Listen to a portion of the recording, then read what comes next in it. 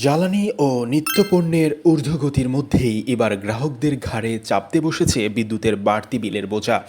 গ্রাহক পর্যায়ে বিদ্যুতের দাম 15 থেকে 29% বাড়ানোর আবেদন করেছে বিতরণ কোম্পানিগুলো। পাশাপাশি পাইকারি পর্যায়ে 17 থেকে 21% এবং সঞ্চালন চার্জ বৃদ্ধির প্রস্তাব দিয়েছে বিদ্যুৎ উন্নয়ন বোর্ড। এই প্রস্তাব অনুমোদন হলে দেশের প্রায় 4,95,00,000 গ্রাহক সরাসরি তীব্র প্রভাবের মুখে পড়বেন। সবচেয়ে বড় ধাক্কা আসবে আবাসিক গ্রাহকদের বিলিং স্ল্যাব বা ধাপ পুনর্গঠনের প্রস্তাবে। বর্তমানে 200 ইউনিট ব্যবহারকারী মধ্যবিত্তরা প্রথম 75 ইউনিটে যে কম দামের সুবিধা পেতেন, নতুন নিয়মে তা বাতিল করে পুরো ইউনিটই উচ্চ হারে গণনার কথা বলা হয়েছে।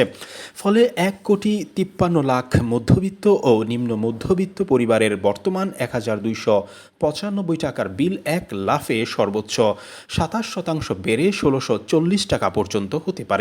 শুধু আবাসিক নয়, সেচ পাম্প, শিল্প কারখানা, হাসপাতাল, এমনকি ব্যাটারি চার্জিং স্টেশনের দামও 19 থেকে 29% পর্যন্ত বাড়ানোর প্রস্তাব করা হয়েছে।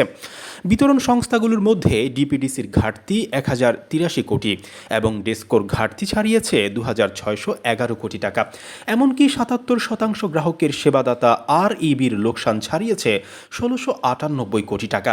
এছাড়া 1,280 কোটি টাকার পুঞ্জীভূত লোকসান ঢাকতে সঞ্চালন চার্জ বাড়ানোর আবেদন করেছে power grid Bangladesh PLC.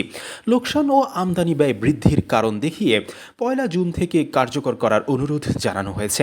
Consumers association of বাংলাদেশের জ্বালানি উপদেষ্টা অধ্যাপক এম শামসুল আলম এই অযৌক্তিক ব্যয় গ্রাহকদের উপর চাপানোর তীব্র সমালোচনা করে বলেছেন, স্ল্যাব সুবিধা বাতিল করলে সবচেয়ে বেশি ক্ষতিগ্রস্ত হবেন মধ্যবিত্তরা।